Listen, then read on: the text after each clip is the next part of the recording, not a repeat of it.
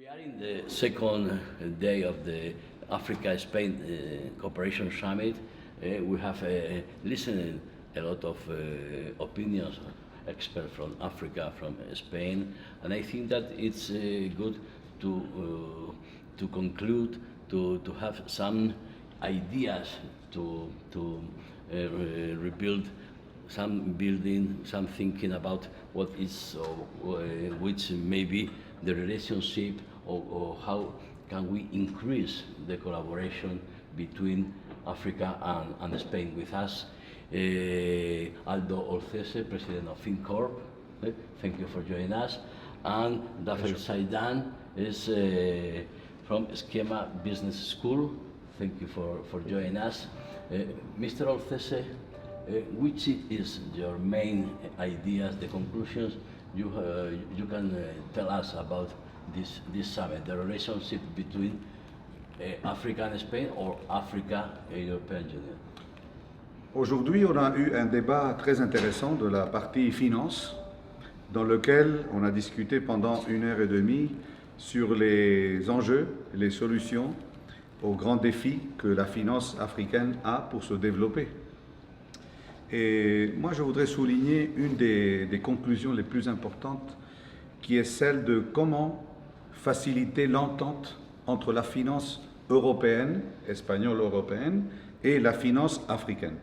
Parce qu'il y aura sûrement un grand plan Afrique de la Commission européenne qui va prendre place, je pense, dans les prochains mois, dans l'année 2024, qui va alloquer une quantité importante de fonds européens qui vont avoir la destination de l'Afrique. Mais nous nous trouvons avec des problèmes d'exécution. Comment s'entend le système financier européen avec le système financier africain pour canaliser d'une façon adéquate ces fonds? Et les problèmes sont de compliance, de gouvernance, d'exécution, de risque. Et si nous allons appliquer les standards européens aux banques et aux intermédiaires financiers africains, ça ne va pas marcher, parce que c'est impossible. Les institutions financières européennes ont des difficultés pour accomplir toutes les exigences de compliance, de gouvernance que l'Union européenne, je dirais justement, applique pour les opérateurs européens, mais qui ne sont pas facilement applicables aux opérateurs africains. Et donc il y aura une volonté d'exécuter, mais une grande difficulté de le faire. Et une des conclusions que nous avons, je pense, tirées de ce débat est celle de recommander de ce forum aux autorités européennes, quand ce plan Afrique sera approuvé, de tenir compte de ces circonstances, d'être un peu plus flexible dans ses exigences. Et au sens contraire, les pays africains et les institutions financières africaines doivent s'engager à améliorer leurs standards de gouvernance et de compliance. Il faut trouver un point de rencontre. Mais on ne peut pas imposer aux Africains les exigences que nous faisons peine à accomplir et qu'eux, ils ne vont jamais pouvoir accomplir, parce que c'est tout un processus de, je dirais, de dizaines d'années. Nous, on n'est pas arrivé à notre standard de gouvernance ou de BAL 6 ou de IFRS 2, 3 en 2 années. On a eu des périodes de maturité, on a eu des périodes de carence, on a eu un aménagement qui nous a permis d'y arriver d'une façon sûre, mais avec certains délais. Donc il faut tenir compte de ça pour que ça puisse fonctionner. Et je pense que c'est un message que nous devons passer très fort, c'est un message politique, parce que pour le moment, ce que les institutions financières européennes reçoivent de ces dirigeants de la Commission européenne et de ces dirigeants financiers de la Banque centrale européenne sont des exigences énormes dans le champ de la gouvernance et de la compliance et des risques et de la gestion des risques. Et je dois dire qu'avec ces standards, ça sera impossible d'exécuter en Afrique. Professor Saidan, which is your main conclusion of this summit? Alors, moi, je partage tout à fait le point de vue d'Aldo et je le remercie en tant qu'Européen et en tant que professionnel dans le monde de la finance en Europe. de prendre cette position en faveur de plus de, disons, de pertinence de la réglementation européenne vis-à-vis de l'activité en Afrique. Alors c'est vrai, le continent africain est un continent qui va très très vite et probablement l'Union européenne a du mal à suivre aussi dans ses directives.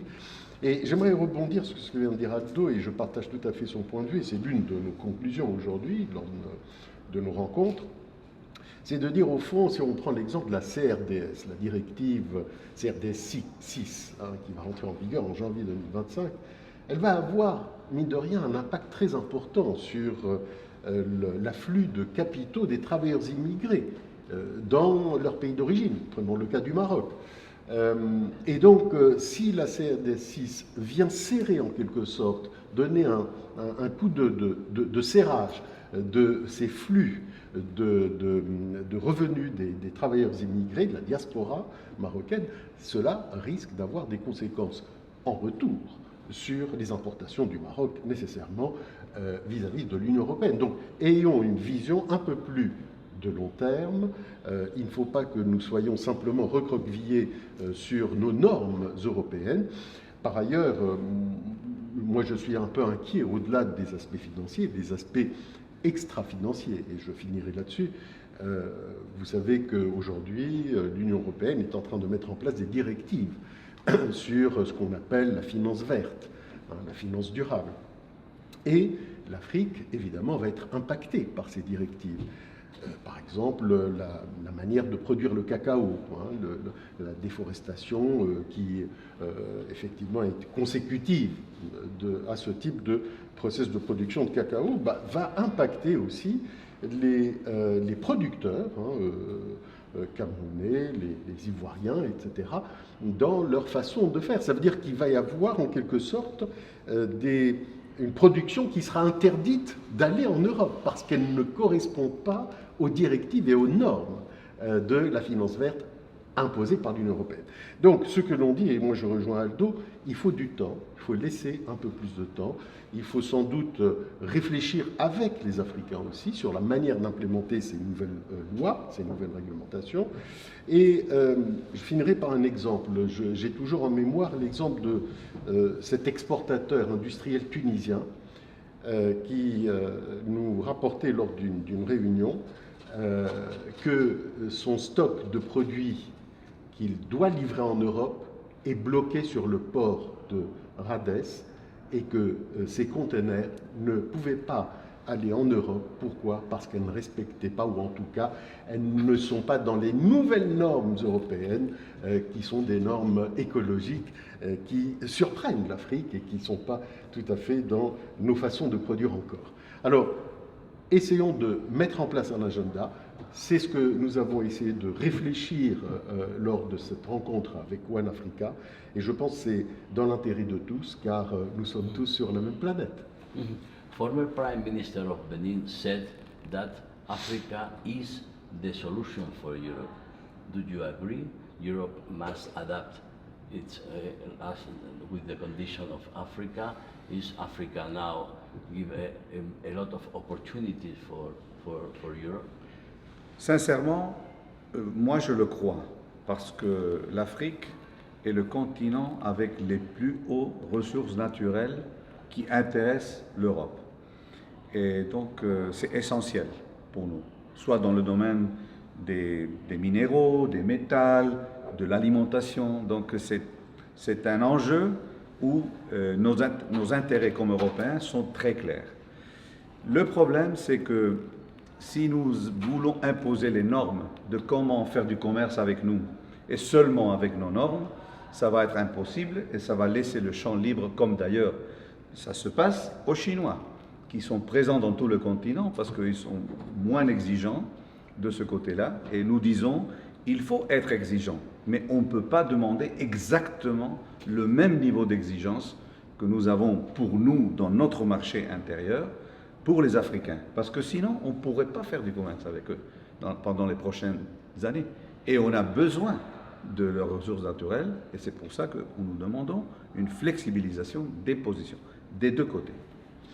Alors, moi j'ai eu un échange avec le Premier ministre Lionel Zinsou, auquel vous faites référence, Et effectivement, je suis agréablement surpris de la fraîcheur de cette réflexion qu'il nous invite d'adopter. Lionel Zinsou a exprimé clairement l'idée selon laquelle on ne peut plus parler de coopération comme avant. Et je garde en mémoire cette précision qu'il a apportée, coopération n'est pas compassion. Il y a déjà quelques années que, personnellement, je remets un peu, je discute ce concept de coopération. Concept de coopération basé sur une forme de condescendance, c'est le passé. Et je pense que l'Afrique a pris conscience de cette coopération entachée disons, de formes très anciennes de colonialisme. Je crois que l'Afrique n'est plus due par rapport à cela. Et d'où l'importance de revoir, de revisiter cette notion de coopération. Et comme l'a dit Lionel Zinsou, pour le paraphraser, on ne va plus vous demander de vous supplier de venir chez nous pour investir. On va vous dire, écoutez, si ça vous intéresse, on a des opportunités, on peut les partager ensemble, d'égal à égal, on peut mettre ensemble nos compétences, nos savoir-faire pour essayer de construire le monde de demain. The last one, communication is needed between Africa and Spain, good communication, good information. I think there are a lot of clichés, stereotypes, who gives a very wrong image about Africa. So I think it's one of the targets for us to make good communication, good information, and that this summit must be done again next year and next. I think it should be a very good tool in the relationship between Spain, Europe, with Africa. Sûrement oui. La communication est toujours nécessaire, mais entre deux réalités qui sont très différentes, il faut foncer, il faut s'efforcer, et il faut faire de la communication un objectif en soi-même. Il faut le travailler, il faut le soigner, et je pense que des initiatives comme ce forum sont très intéressantes, très importantes, et il faut les répéter. Sincèrement, je le crois. Les débats d'aujourd'hui ont été formidables. Je pense qu'il faut parler. On a appris beaucoup de choses et parfois c'est un dialogue entre personnes qui ne s'écoutent pas. Et il faut faire un effort supplémentaire pendant les prochaines années. Si c'est vrai, comme je le pense que ça va se réaliser, ce grand plan africain de la Commission européenne, il faudra nécessairement faire des efforts supplémentaires de communication, d'interchange, d'opinions, de propositions, essayer de comprendre les autres et de nous comprendre avec une mentalité ouverte, flexible, coopérative et éthique.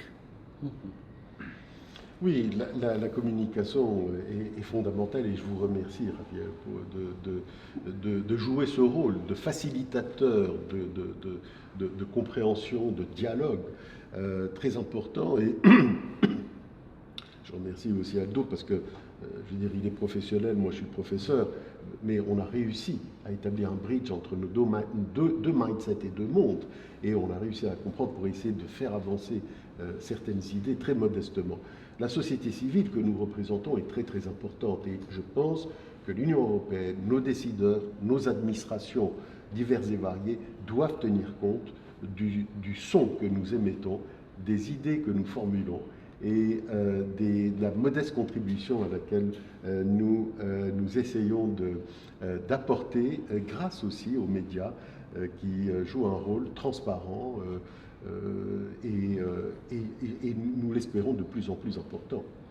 J'ajouterais, si vous me permettez, qu'il y a un grand défi lié au concept de la nouvelle Afrique ne peut pas se développer avec le vieux concept de la finance liée aux appuis publics. Aujourd'hui, si tu veux exécuter une opération en Afrique, si tu n'as pas la garantie d'un État, si tu n'as pas la garantie de ton État, si tu es un Espagnol rien ne se passe. Et donc, à la fin, ce sont des problématiques toujours de politique bilatérale. Tandis que les sociétés civiles et les opérateurs privés ont un espace très réduit. Parce que si la décision publique est de ne pas emprunter, de ne pas garantir tel ou tel pays, rien ne se fait. Et donc, il faut approfondir les marchés des capitaux, il faut privatiser en Afrique pour emporter les capitaux internationaux en Afrique, il faut libéraliser les secteurs, il y a beaucoup de choses à faire des deux côtés. Mais on ne peut pas rester sur le concept, le vieux concept de rien ne se passe s'il n'y a pas une garantie de l'État. Et ça, moi je finirai là-dessus, c'est l'importance de l'éducation. Et là, je prends ma casquette d'éducateur, de professeur.